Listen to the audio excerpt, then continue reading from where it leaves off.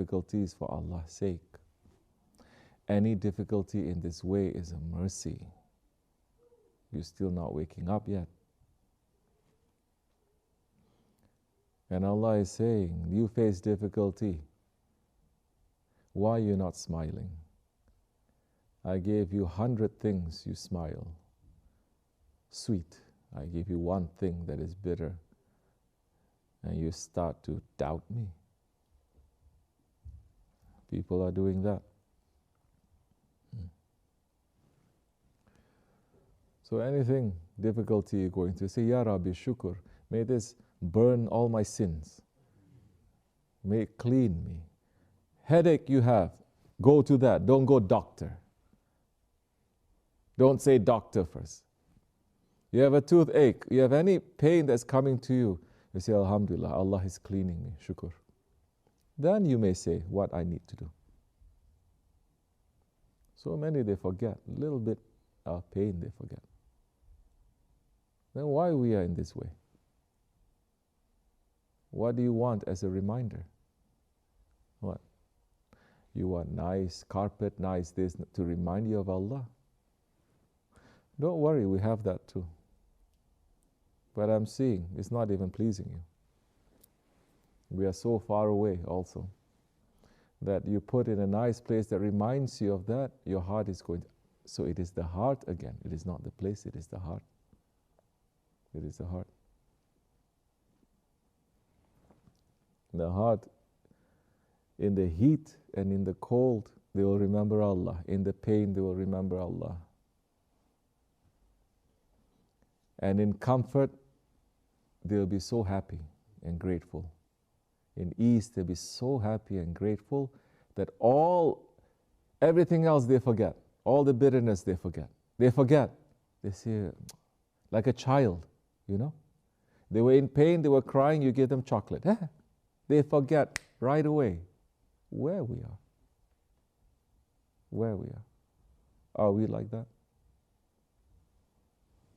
We should train yourself to forget. Train yourself to forget. Have the food in front of you, forget about everything else. Allah is feeding you today. Yes, maybe we should speak a little bit more open. You have health. You go to the toilet. Be happy. Be thankful. More you should start to meditate on your own dirtiness. That Shaykh Effendi is saying, we prepare the best food, spend so much time cooking, growing, eating the most nice things, and we turn it to become the most disgusting thing inside of us. The Ahli Ahirat, the Ahli Jannat, they start thinking like that.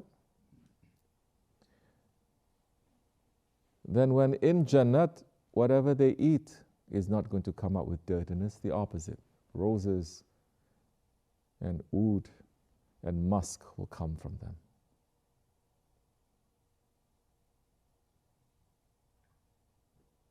So you must think, what are you going to produce? What are you going to give? Ayat is saying you must have goodwill, good manners.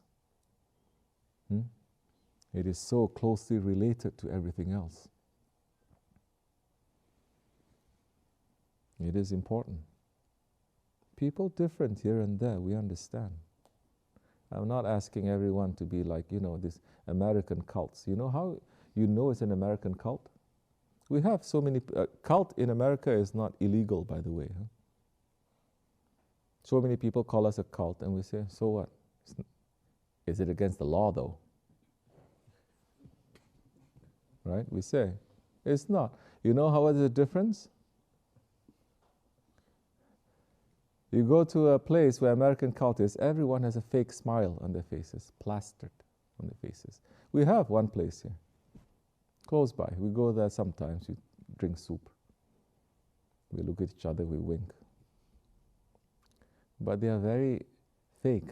Welcome. They are pushing so hard to have this veneer, just a surface of being so nice, But they didn't deal with all the problems behind. So this is fake. It falls down just like that, very easily. You poke them a little bit, they crumble. You poke them a little bit, they get angry. But their face, like smiling like this all the time. It's very weird. We don't even call each other brother or sister because it carries, as Shaykh Effendi says, it carries so much heaviness in that. To say you are my brother means everything is for you, I will die for you. We haven't reached that station yet. Of course, we're not one of those weird places where we talk to women and we say sister. You don't talk, you don't even look at them. Those who are breaking the laws of Allah, heavy punishment is going to come to them. There's some even weirder, I've heard, American style. Man and woman, they got married, they still talk to each other like Wahhabi. Instead of saying husband or wife, or John, or how you say? Yeah, wife, Turkish, how you say? Hanım. They say to each other, because they're Wahhabi kind, they come into Islam, they say, how are you, brother? I'm okay, sister. I witnessed it myself.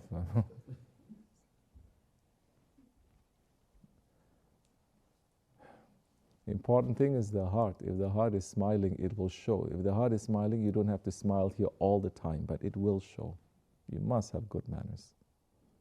You must get along with each other. At the end of the day, people come here, people come because of some very high, holy idea coming closer to Allah. But they leave because of some very stupid, low reason they leave. This one say one word to me. This one look at me like this. This one didn't help me. Nobody loves me. Nobody cares. What happened? What happened to your high ideal? Why are you busy with people now? Look, is your Lord happy? If your Lord is happy with you, which you came looking for your Lord, no?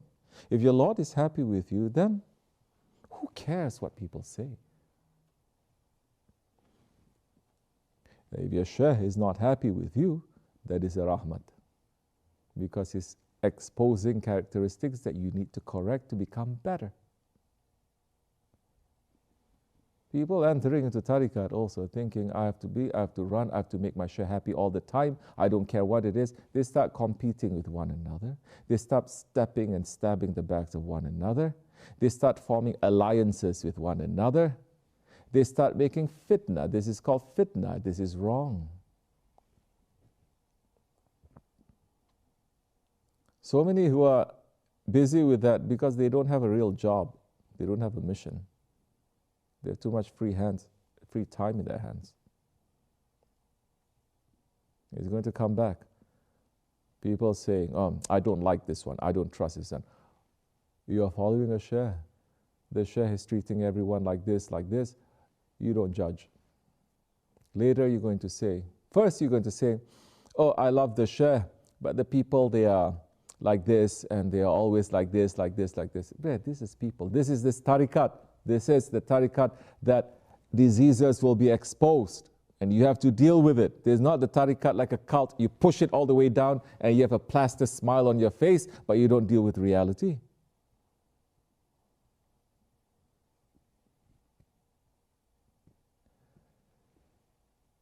First they say, oh, I love the Shaykh, but I have problems with everyone. Then they start questioning, well, is the tariqat that promotes this, lets this to happen, is this even haq? Later they're going to say that Shaykh is not haq. It always goes like that. Why you don't go one step further? What are you trying to look for? Western language, they say utopia, right? Not utopia, metopia. Everyone thinking about me, not you. Why are you suddenly to be sucked into this idea? You enter the tariqat, you want everyone to be the same, everyone to... This is called a cult.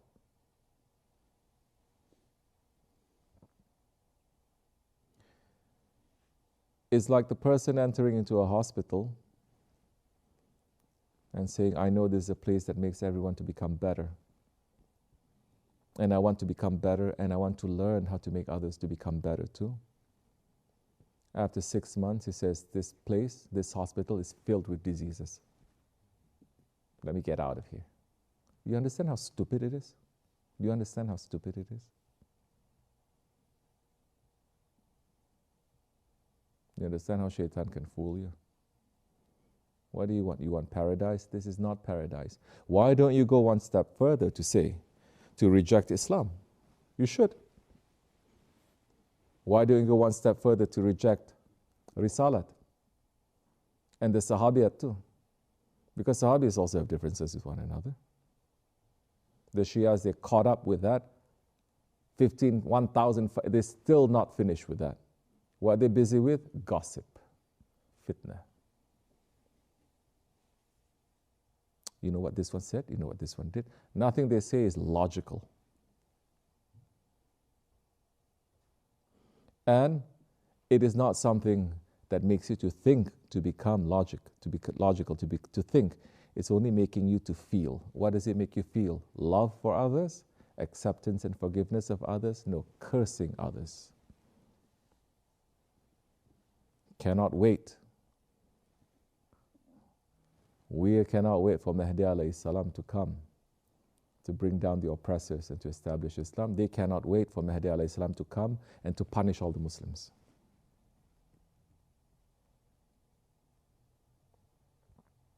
So why don't you go one step further to say, even amongst the Sahabis there were differences. There are private differences and there are public differences. And amongst the Sahabis, those who are not Sahabis, there were also hypocrites. That Hazrati Ali allowed them to live. You think he stand up for haq all the time in your own egoistic way. He allowed them to live. The war between him and Hazrati Aisha and Hazrati Muawiyah is because of that. They say you have to act. These are the wrong ones. And he says, leave them alone. I know what I'm doing. I'm the Khalifa.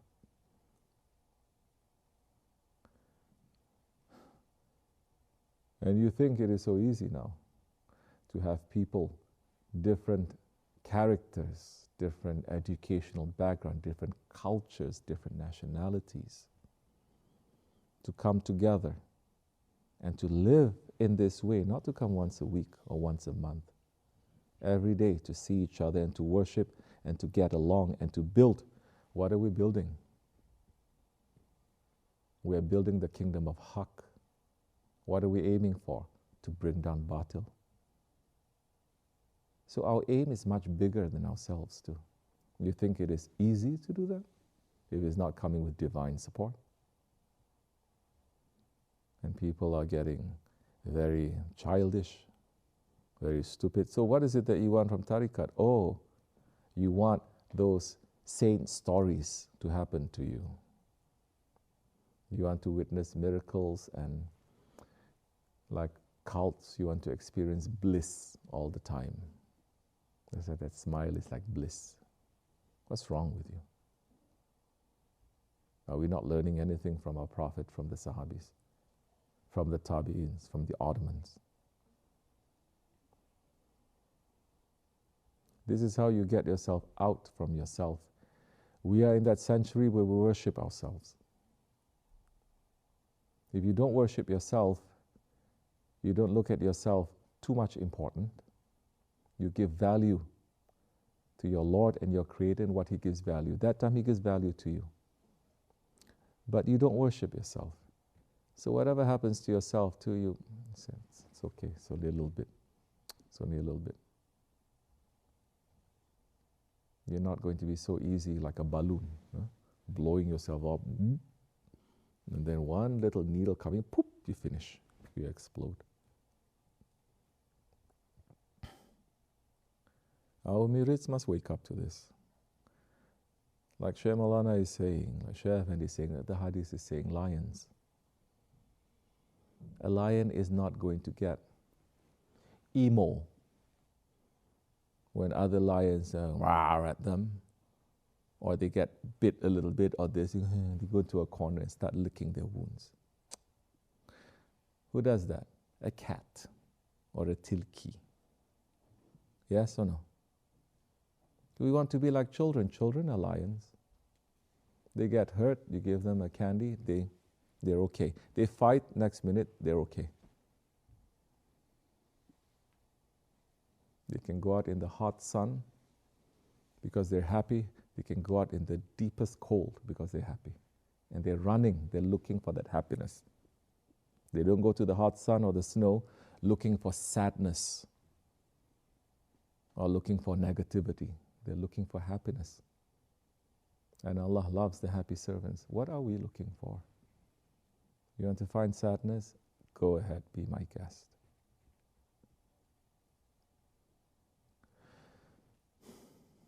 We must look for the happiness of Allah. But we must look, what is it that we do that Allah will be happy with us? And happiness is a state of the heart. It's the heart. Everything you touch then with that happiness, it will become gold.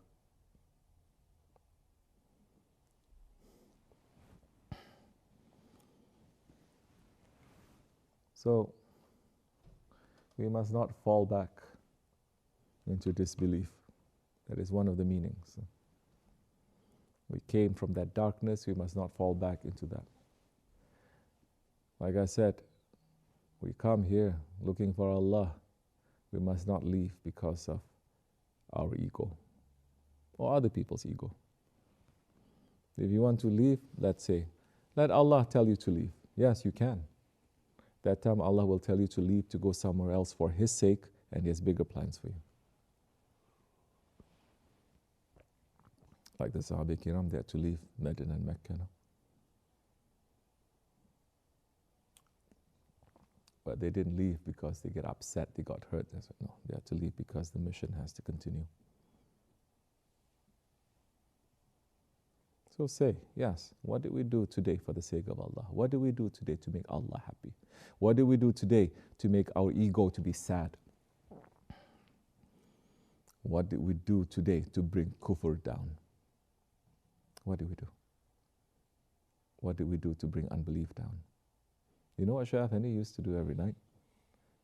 After giving sohbets, and it's not every night that he gives sohbet. Not every night he's going to give intense sohbet. Some nights he'll just read poetry. Some nights he'll just tell people to crack jokes. Some nights he will just sing. Yes. Some nights he'll look at some grouchy old woman and he poke them, making them to lose control, and then he laugh and then they laugh. This is all sunnat, by the way. But after every night, he says, one more night. One more night. Alhamdulillah, we broke the back of shaitan because we are not busy with fitna. We are not cheating and lying and being, worshipping inside this system. We are outside of it. One more night, shaitan's backbone is broken. And then he'd walk to his house, we'd look at the stars every night. Maybe you guys are ready after 10 years. Maybe after 10 years I say, now we have enough, we have enough, we have enough. Now we can continue. Because I'm not going to imitate, copy, just like that. Especially when, even Hazrat Isa, Ruhullah, he says, don't throw pearls in front of pigs. We get rid of our pig characteristic, then that time we appreciate what the jewels that our Shaykh is giving to us.